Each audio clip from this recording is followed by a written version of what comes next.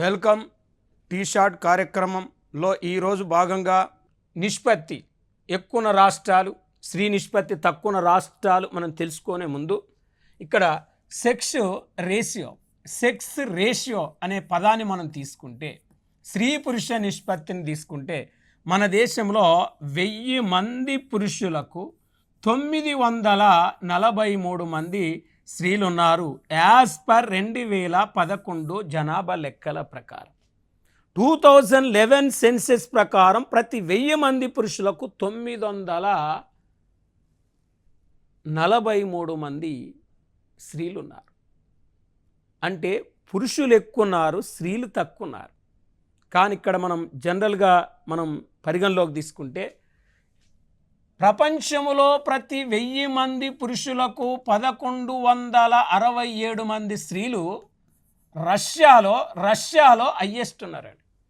అంటే ప్రతి 1000 మంది పురుషులకు స్త్రీ నిష్పత్తి ఎక్కువ దేశం రష్యా అయితే, అంటే అక్కడ 1000 మంది పురుషులు ఉంటే 1167 మంది స్త్రీలు ఉన్నారు రష్యా. మన దేశంలో 1000కి 943 మంది స్త్రీలు ఉంటే ఇక్కడ స్త్రీ నిష్పత్తి ఎక్కువగా ఉన్న రాష్ట్రాలు highest sex ratio states in India అంటే లింగ నిష్పత్తి స్త్రీ నిష్పత్తి ఎక్కువ ఉన్న రాష్ట్రాలు తీసుకుంటే కేరళలో మనకు జనరల్గా ఇక్కడ 1000 మంది పురుషులుంటే 1084 మంది స్త్రీలు ఉన్నారు. అంటే 84 మంది స్త్రీలు ఎక్కువ ఉన్నారు కేరళలో.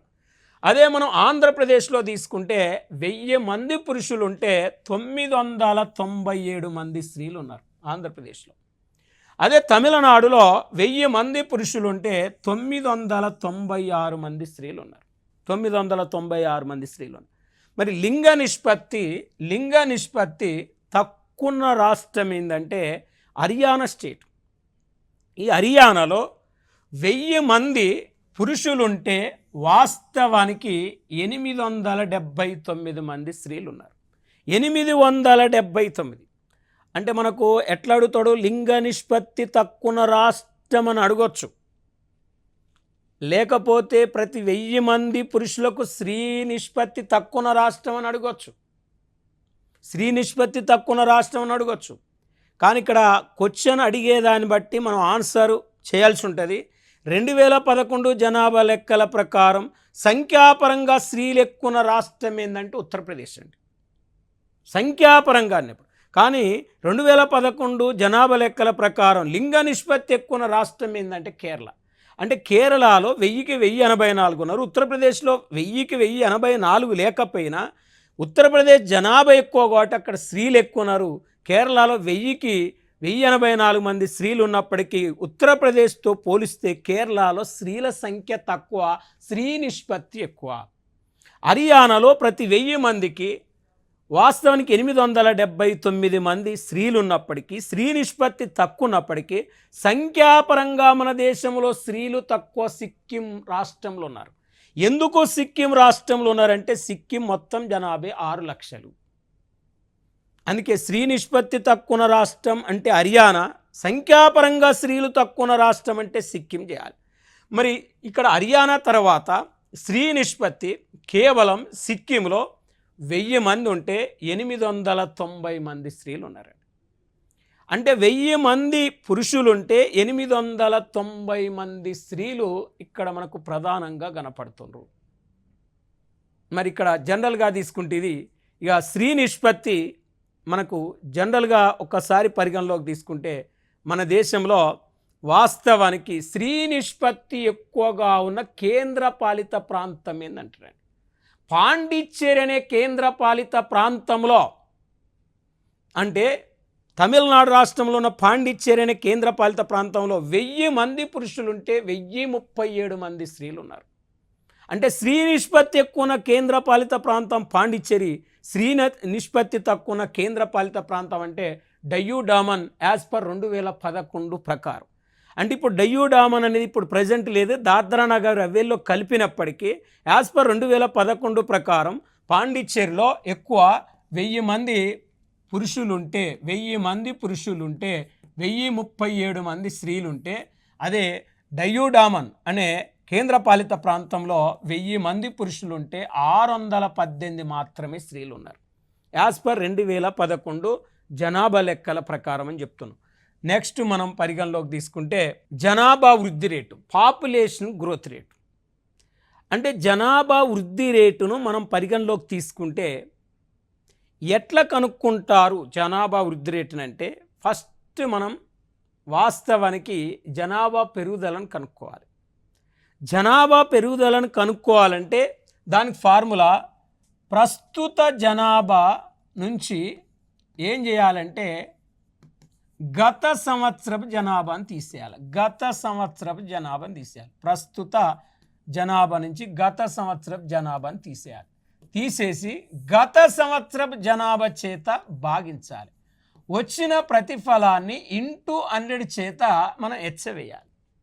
అంటే చూడండి, జనాభా పెరుగుదలను మనం ఎట్లా గుర్తిస్తాం అంటే యాజ్ పర్ 2011 జనాభా లెక్కలకి వెళ్ళి 2001 జనాభా లెక్కలను తీసేసి 2001 జనాభా లెక్కల చేత భాగించి వచ్చిన ప్రతిఫలాన్ని 100 చేత ఎచ్చవేస్తే జనాభా పెరుగుదల వస్తుంది. జనాభా పెరుగుదలను R/N ఇంటూ ఇక్కడ 100 వేయాలి. వేస్తే మనం 10 సంవత్సరాలు అంటే R అంటే జనాభా పెరుగుదల, N అంటే నెంబర్ ఆఫ్ ఇయర్స్ తీసుకోవాలి.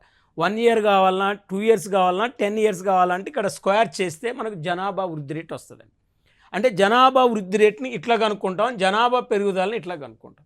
మనకు జనాభా వృద్ధి రేటు యాజ్ పర్ 2001 జనాభా లెక్కల చూస్తే 21 అంటే 2001 ప్రకారం జనాభా వృద్ధి రేటు 21.34% అయితే 2011 ప్రకారం 17.64%.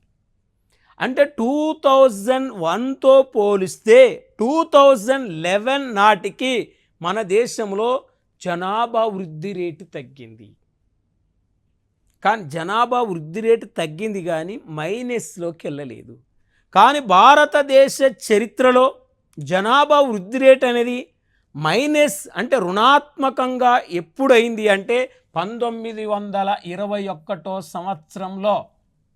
1921 సంవత్సరంలో అంటే ఇక్కడ ప్రధానంగా 1921ని భారతదేశ చరిత్రలో గొప్ప విభాజక సంవత్సరం అంటారు. ఎందుకు గ్రేట్ డివైడింగ్ ఇయర్ ఇన్ 2009 అంటే 1921 ఇన్ గ్రేట్ డివైడింగ్ ఇయర్ అంటే 1921ని భారతదేశ చరిత్రలో గొప్ప విభాజక సంవత్సరం అని ఎందుకు అంటారంటే, ఆ సంవత్సరం పుట్టిన వాళ్ళకంటే మరణించిన వాళ్ళు ఎక్కువ ఉన్నారు. అంటే జనన రేటు కంటే మరణ రేటు అనేది ఎక్కువగా ఉంది. అంటే కారణం జనన రేటు కంటే మరణ రేటు ఎందుకు ఎక్కువ ఉందంటే, ఇక్కడ 1921లో ఇన్ఫ్లుయెంజా అనే ఒక వైరస్ వచ్చి, ఇన్ఫ్లుయెంజా, ఆ వైరస్ పేరు ఇన్ఫ్లుయెంజా అనే ఒక వైరస్ వచ్చి ఆ సంవత్సరం పుట్టిన వాళ్ళకంటే మరణించిన వాళ్ళు ఎక్కువ ఉన్నారు. కాబట్టి భారతదేశ చరిత్రలో గొప్ప విభాజక సంవత్సరంగా 1921 పిలుస్తారు. కానీ మరి 2020 సంవత్సరం 2021 సంవత్సరాన్ని మనం గొప్ప విభాజక సంవత్సరం అని పిలువం. మరి ఈ 2021లో కూడా వైరస్ అనేది వచ్చింది, కరోనా వైరస్ వచ్చింది. అయినప్పటికీ ఈ సంవత్సరాలు ఎందుకు గొప్ప విభాజక సంవత్సరాలు అనవంటే, ఈ 2 సంవత్సరాల్లో వాస్తవానికి పుట్టిన వాళ్ళకంటే మరణించిన వాళ్ళు తక్కువ ఉన్నారు. ఈ సంవత్సరాలు అంటే కరోనా వచ్చినప్పటికీ చనిపోయిన వాళ్ళు తక్కువ. ఈ 2 సంవత్సరాలు పుట్టిన వాళ్ళు ఎక్కువ. కాబట్టి ఈ 2 సంవత్సరాల్లో మన దేశంలో జనాభా అనేది మైనస్లోకి వెళ్ళలేదు. అందుకే వీటిని గొప్ప విభాజక సంవత్సరాలు అనం. 1921ని మరి గొప్ప విభాజక సంవత్సరం ఎందుకు అంటామనేది మనం ప్రధానంగా చెప్పుకున్నాం. అంటే జనాభా వృద్ధి రేట్ అనేది 3 అంశాలు ప్రభావితం చేస్తాయి. 1 జనన రేటు, 2 మరణ రేటు, 3 వలసలు మైగ్రేషన్. చూడండి, ఇక్కడ population growth rate depend on the 3 concepts.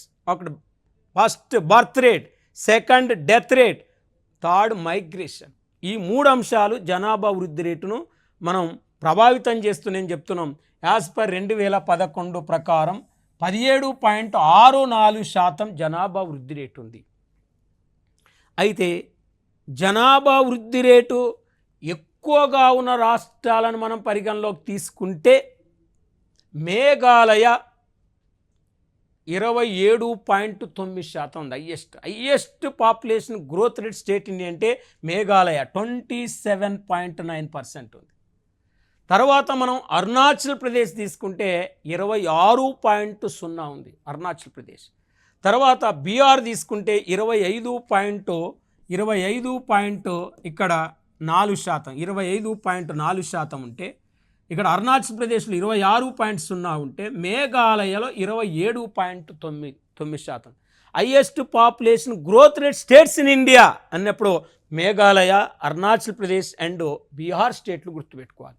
మరి lowest population growth rate India అంటే మనం జనరల్గా మనం ఒకసారి పరిగణలోకి తీసుకుంటే lowest population growth rate states in India అంటే వాస్తవానికి lowest population growth rate states ఏమున్నాయి అనేది పరిగణలోకి తీసుకుంటే ఇక్కడ లోయెస్ట్ మరి నాగాల్యాండ్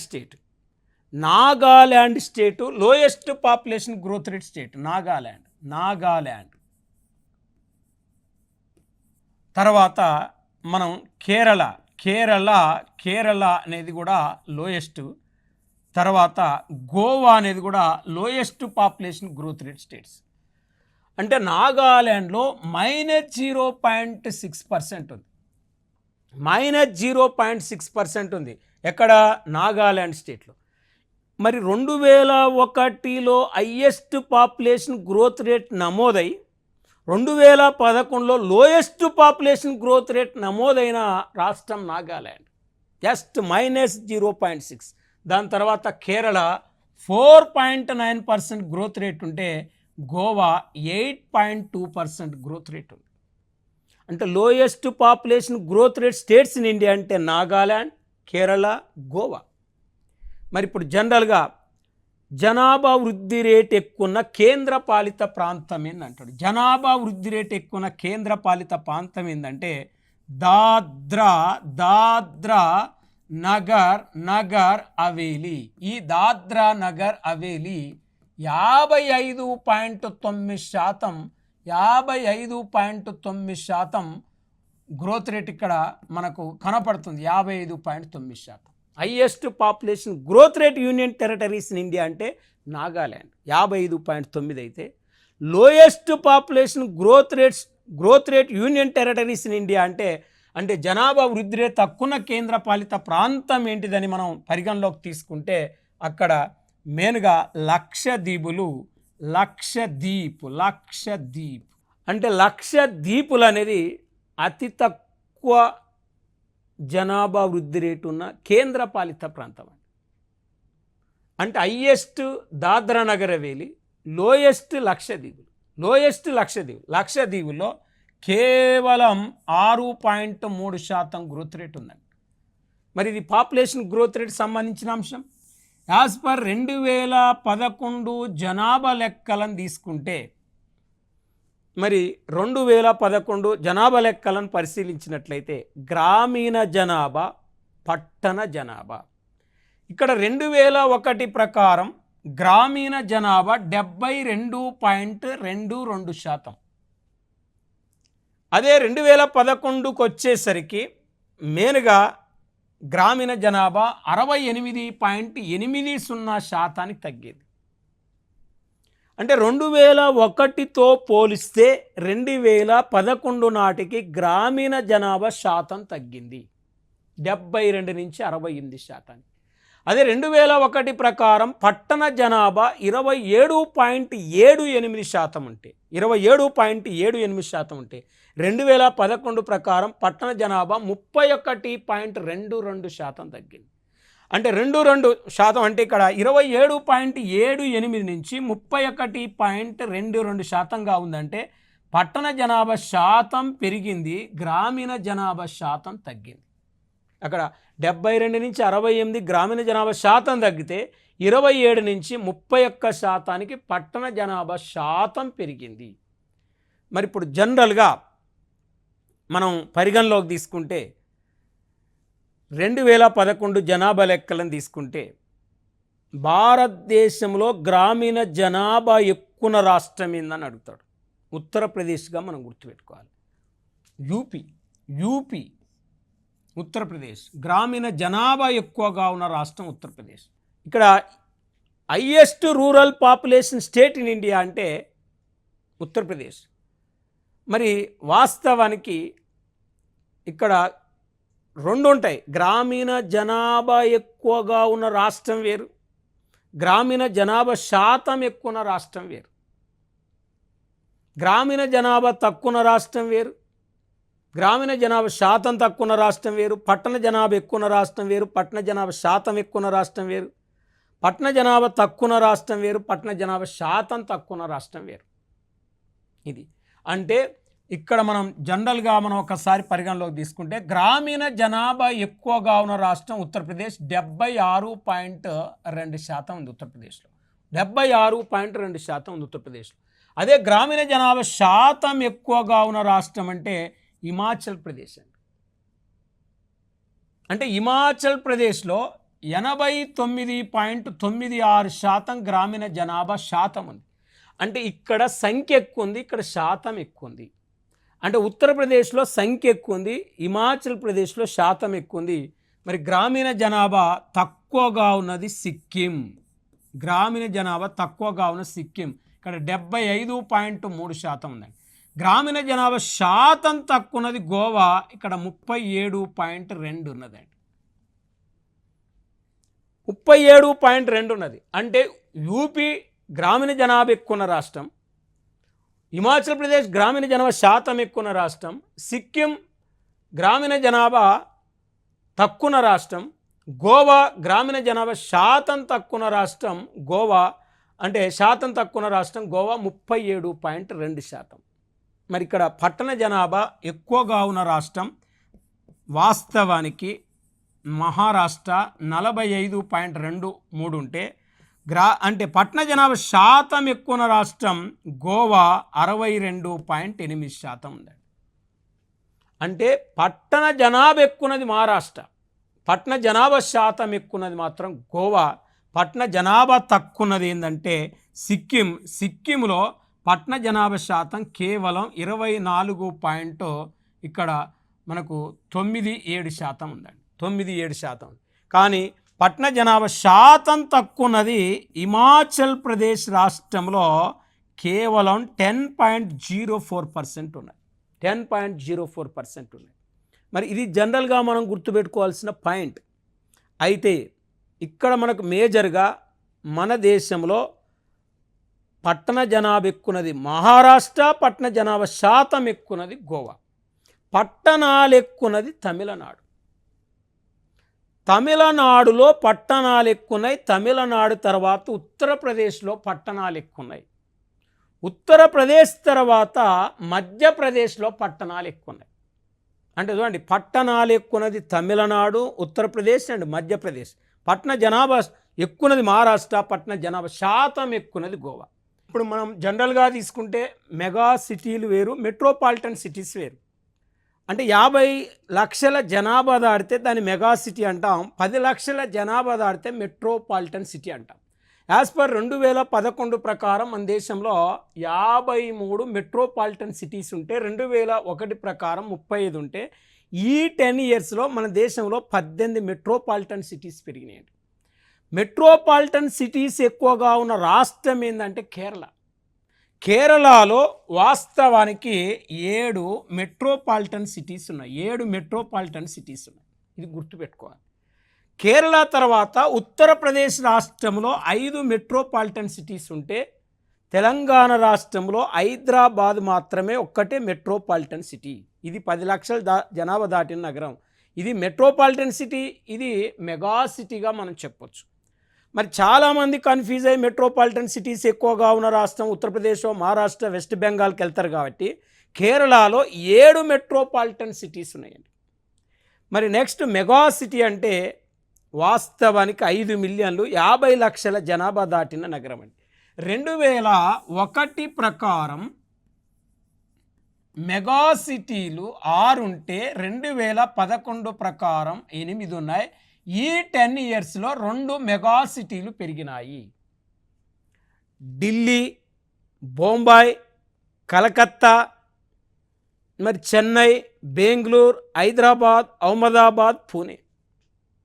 యాజ్ పర్ 2011 జనాభా లెక్కల ప్రకారం అయితే ఫస్ట్ ముంబై, 2 ఢిల్లీ, 3 కలకత్తా, 4 చెన్నై, 5 బెంగళూరు, 6 హైదరాబాద్, 7 అహ్మదాబాద్, 8 పూణే. ఈ 3 మెగా సిటీలు. వాస్తవానికి మెగా సిటీలు మహారాష్ట్ర స్టేట్లో 2 ఉన్నాయి. Bombay mega city, Pune mega city. 8 mega సిటీలు, 53 మెట్రోపాలిటన్ సిటీస్ ఇండియాలో ఉన్నాయి. నెక్స్ట్ మనం తీసుకుంటే ఇక్కడ అత్యధిక పట్టణ జనాభా గల కేంద్రపాలిత ప్రాంతం అన్నప్పుడు ఢిల్లీని మనం తీసుకోవాలి. 97.5% పట్టణ జనాభా కేంద్రపాలిత ప్రాంతమైన ఢిల్లీలో ఉంటే, అత్యల్ప పట్టణ జనాభా గల కేంద్రపాలిత ప్రాంతం దాద్రా నగర్ హవేలీలో 22.9%. Lowest urban population union territories అంటే దాద్రా నగర్ హవేలీగా మనం గుర్తుపెట్టుకోవాలి, 22.9%. నెక్స్ట్ 2011 జనాభా లెక్కల ప్రకారం 16.6% అంటే షెడ్యూల్ కులాల జనాభా ఉంది. 201 మిలియన్లు షెడ్యూల్ కులాల జనాభా ఉందండి. మరి వాస్తవానికి ఈ 201 మిలియన్లను మనం భారతదేశ జనాభా 1210 మిలియన్ల చేత భాగిస్తే ఈ 16.6% వస్తుంది. మనకి 16.6% వస్తుంది. అంటే వాస్తవానికి భారతదేశ జనాభాలో 16.6% ఎస్సీ జనాభా ఉంది. ఈ ఎస్సీ జనాభా ఎక్కువ రాష్ట్రాలు ఉత్తరప్రదేశ్, వెస్ట్ బెంగాల్, బీహార్. ఉత్తరప్రదేశ్, వెస్ట్ బెంగాల్, బీహార్ స్టేట్లో ఉంది. ఇక్కడ 4,12,00,000 ఉంటే, ఇక్కడ 2,14,00,000 ఉంటే, ఇక్కడ 1,65,00,000 ఉంది. అంటే ఎస్టీ జనాభా ఎక్కున్నది ఉత్తరప్రదేశ్ అయితే, అంటే ఎస్సీ జనాభా ఎక్కున్నది, ఎస్సీ షెడ్యూల్ కులాల జనాభా ఎక్కున్నది ఉత్తరప్రదేశ్ అయితే, ఎస్సీల జనాభా శాతం ఎక్కువగా ఉన్న రాష్ట్రం ఏంటంటే పంజాబ్.